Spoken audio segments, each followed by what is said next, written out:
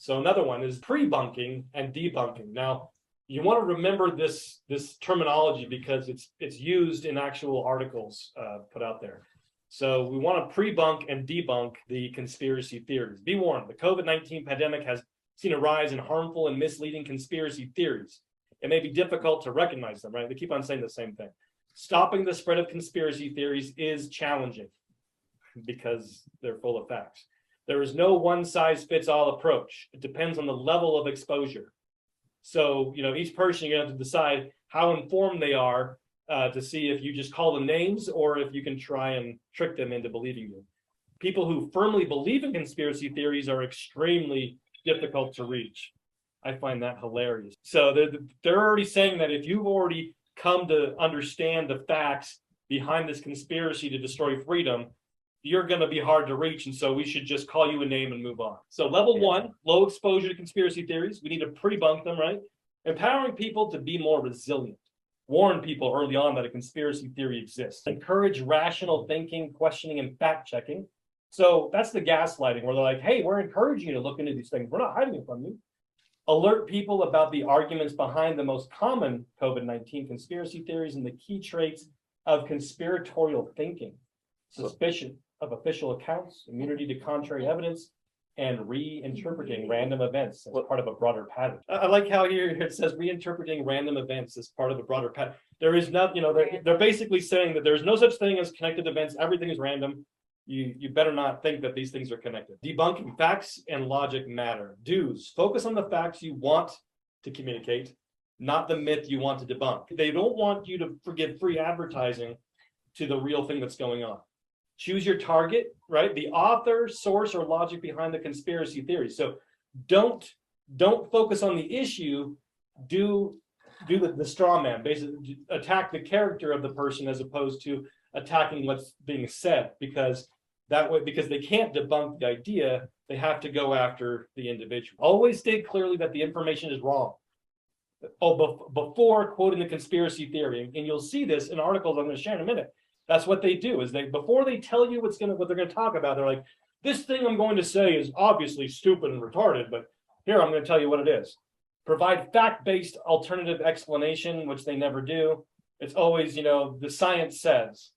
If possible, use visual aids to back your argument. Simple images because people are stupid. Don't. Like 2 weeks to flatten the curve. Right. Yeah. Exactly. Like what an amazing graph.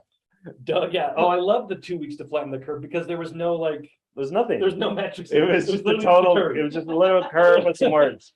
There's a pile of words and a pile of picture. Don't focus on the conspiracy theory first. Don't reinforce it. Right? They don't want you to know about what the facts are out there. So don't focus on that, and don't overwhelm with information, right? Don't give them the facts that you can go and debunk. They might start thinking and about source it. check. Yeah, they might think about it and get interested and actually do research. Right. They just simple conclusions and then walk away. 6 things conspiracy theories have in common. There's a secret plot, a group of conspirators, supporting evidence. Oh my goodness. That's horrible. They suggest nothing happens by accident. What? They assume the world is good or bad. Wow. Oh my goodness. Check. Someone is to blame. No one is ever to blame. Everyone knows that. So that's what they're trying to promote to you. There's no secret plot. There's no group of conspirators. There's no evidence. Everything happens by chance. The world is gray and there's nobody to blame for what's going on. So is this a conspiracy theory? Probably not. If the author has recognized qualifications, right?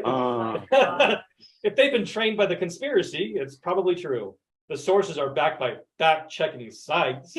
They're not even like which have already organization. come out to prove that they all opinions. No, but it's not even like there's a source. The sources are backed by legitimate organizations. It's like, Right. no, it's just a website. The sources are backed by a website that does fact-checking. Fact-checking websites. Like nameless websites. Snopes that are like some guy that like hired.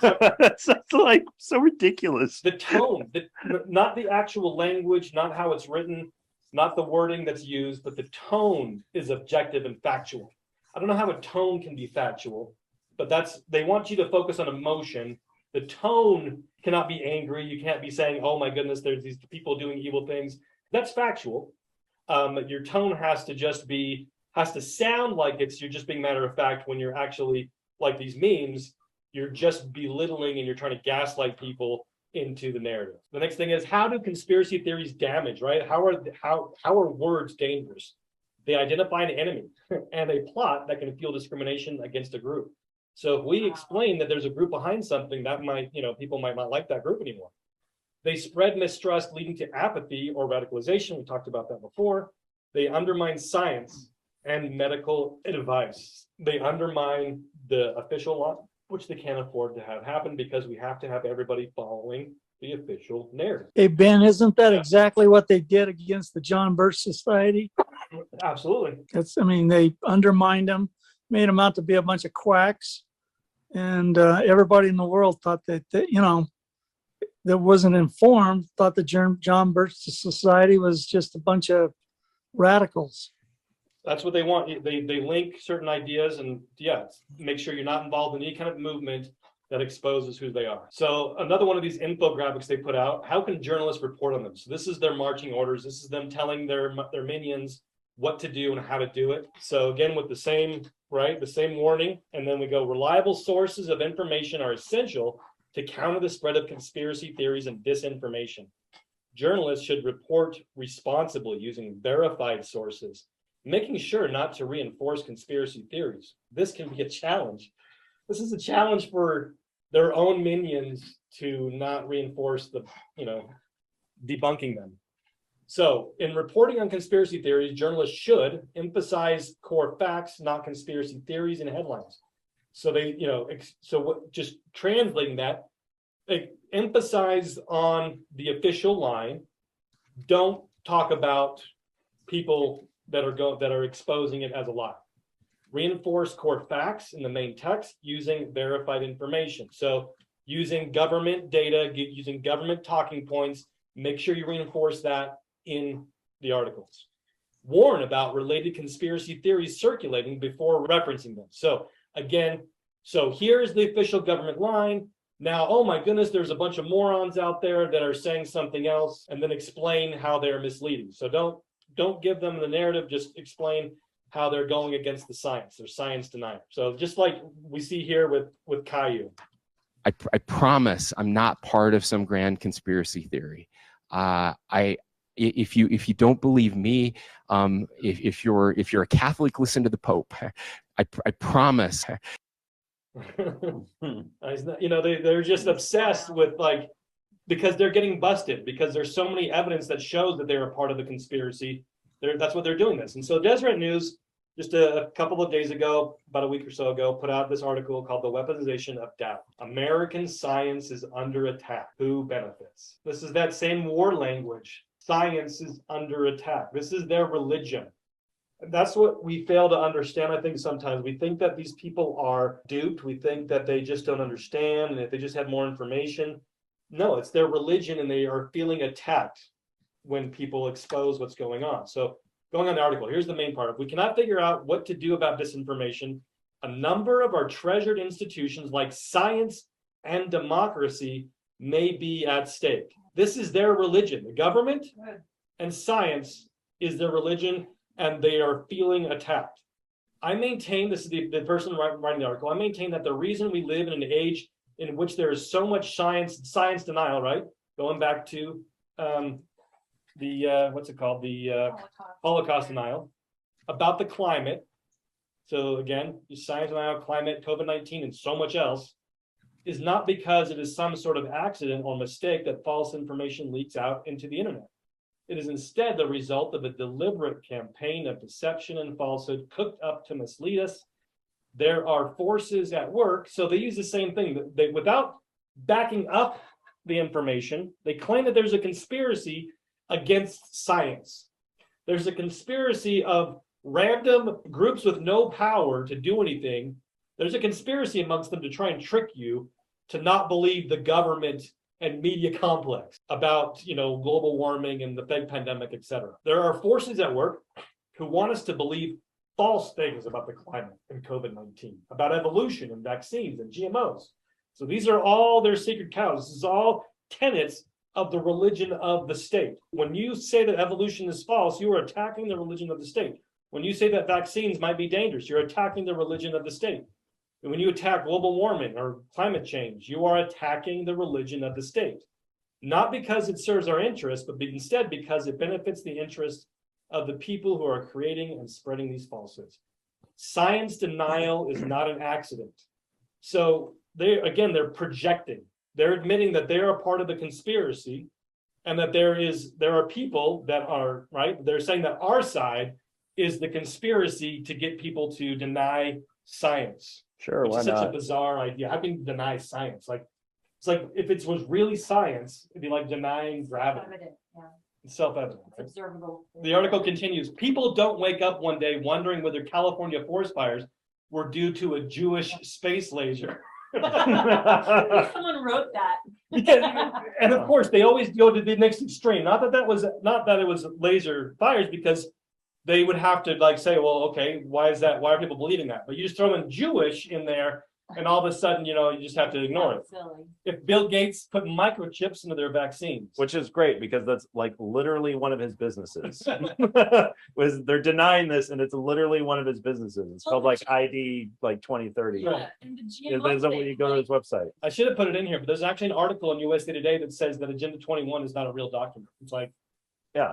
And my comment we're was just lying. my comment is you can literally go to Amazon and type in Agenda 2030 and buy the book that's released by the United Nations. You can well, I don't know about 2030, 21. 21. Yeah. Agenda 21. You can buy it. It's a freaking book they published.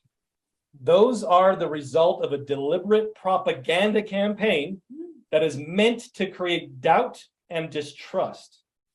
Of course, to the person who is going in the wrong direction, you might wonder why it's worse, but the mistake was deliberate. Yet, as you can see in my original example, it's because the consequences can be quite terrible for the person who's being misled, depending on the stakes of the lot. The difference between driving to Wellesley and turning around versus driving to Wellesley and getting carjacked is not trivial. Imagine asking a scientist why fraud is worse than error. They'll give you a funny look. Anyone who has ever done a little science understands it's hard enough without having to deal with people who are cheating, right? Just regular Joes out there we're cheating because we've got all of these tools on our side to help fool people, unlike the government who's just behind, they're just behind the 8 ball, behind all of us regular folks that have websites. I love how I couldn't even quote a scientist. Just ask a Just scientist. ask them. Just ask a scientist. Whenever you find one walking on the street, these mythical creatures we're always referencing that we never name.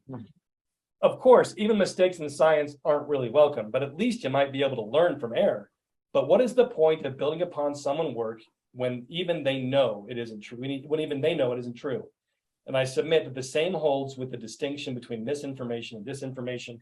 It matters why you're driving the wrong way. So again, that gets into the idea of if you're promoting these things, if you're the purveyor of this information, you are dangerous. This isn't just about this. This is not a free speech issue. This is what they're getting into with the idea of hate speech, right? And hate crimes. You saying that you think that sodomy is wrong is not just your ability to say what you believe is right or wrong. You are creating real harm to individuals by using words. The same thing here, what they're saying. They're saying that you, by debunking the official line, you are causing harm. Some years back, a few researchers found that all science deniers, again, Holocaust deniers, science deniers, and all of them, right? All science deniers reason in the same way, which is such a ridiculous idea. Nobody reasons the same way. It's stupid. This is not to say that the content of their beliefs is all the same, or that if you are a science denier about one thing, you are necessarily a science denier about everything.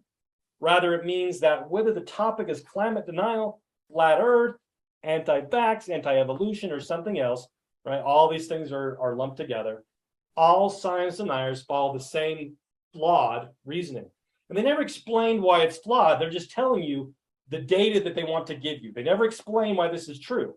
Cherry picking evidence. Now, where's the evidence that so-called science deniers cherry pick evidence? That's their idea.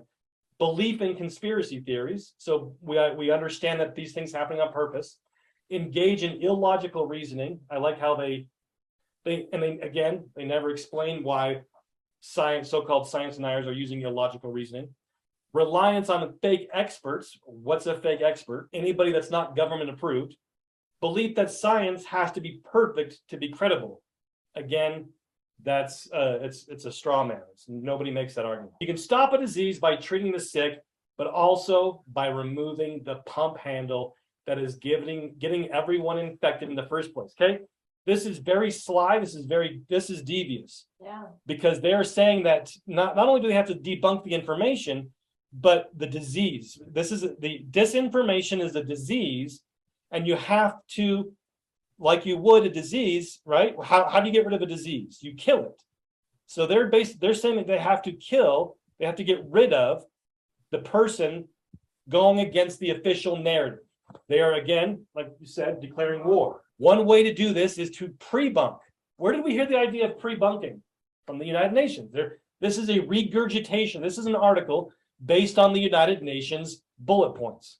You pre-bunk false beliefs by publicizing the flawed reasoning strategy that all science deniers use to arrive at them. But another is to expose the fact that the science deniers are being duped in the first place. So you make people feel stupid, so that way they don't believe anything going against the official narrative. That they are victims. They are doing someone else's bidding without even realizing it. So you make someone feel stupid and you make them feel like a victim so that now you can build them up in your image. Well, unfortunately, they are masters at psychology, and these things do work on those that aren't aware of it. But what's great is once you're aware of it, you can teach this to other people. I want to share a quick story. When I was kind of realizing how much false history I had learned in my life and was teaching my children in homeschool, I was very repentant and wanting to never do that again. And I picked up on this idea of what is it that they are hardcore pushing, the conspiracy? What are they pushing over and over and over? What do they want me to think? And I could flip that around and go, okay, well, what is the truth, and actually do the research on that idea. So what's helpful about this is you can see with their tactics, and then you can counteract them and be more mindful and thoughtful. And so I've said this before, but one of the things that I would do is you read the news and you go, what agenda item are they pushing? What are they pushing? Okay, and then I would do the research and funny things like going on to Amazon or Netflix and go, what movie propaganda ideas, what themes are they pushing? And space was like a big one. I was like, space, what's the deal with space, and then connect that with my daughter. She's in middle school, and she's in her English classes, the homeroom, and the teacher's like, okay, we're going to talk about debunking the moon landing, because there's people out there that don't believe that. My daughter's like, what? That's a thing? Like, we didn't know that back then when she learned it. And so that kind of alerted to her, like, okay, they're going out of their way and they're kind of like heavy-handed about it.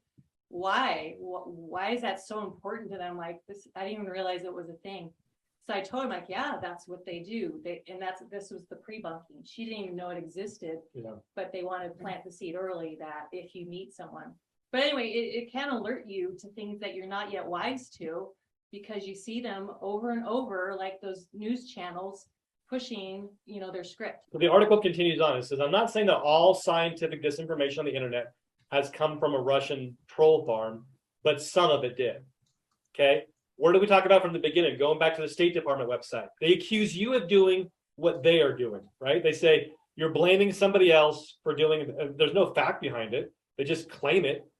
There's not even a hyperlink to prove it. I mean, or to not even prove it, but to like make some sort of claim behind it. And so they're following the State Department's program of blaming. Right now, it's blaming the Russians, but they have their talking points of where they need to say where this stuff comes from. And so, but they're doing the same thing that they're accusing others of doing. It says the first thing to do is to recognize the real problem that we are up against. Now, this is where I agree with them. This is where they're telling each other what they're supposed to do. And we need to take this, but from a reality aspect. We need to recognize the real problem we're up against. This is not all due to misinformation, but instead disinformation. Absolutely. That's why I get upset when people say, oh, so-and-so in government is so stupid. I'm like, they're not stupid. They are smart. They are evil. The same thing here. they're accusing us of being evil ones, spouting disinformation, but they're admitting what they're doing. Someone is doing this on purpose. So it's a conspiracy when they just said we don't believe in conspiracy theories. We must face this and not hide behind euphemisms or the reluctance to name names. That's what we need to do. We can't be afraid to name names. It is time to stop asking merely, why do people believe such crazy stuff? And instead ask, who wants them to believe it? We are in an information war. And the first step to winning an information war is to admit that it's well underway. That right there is very revealing.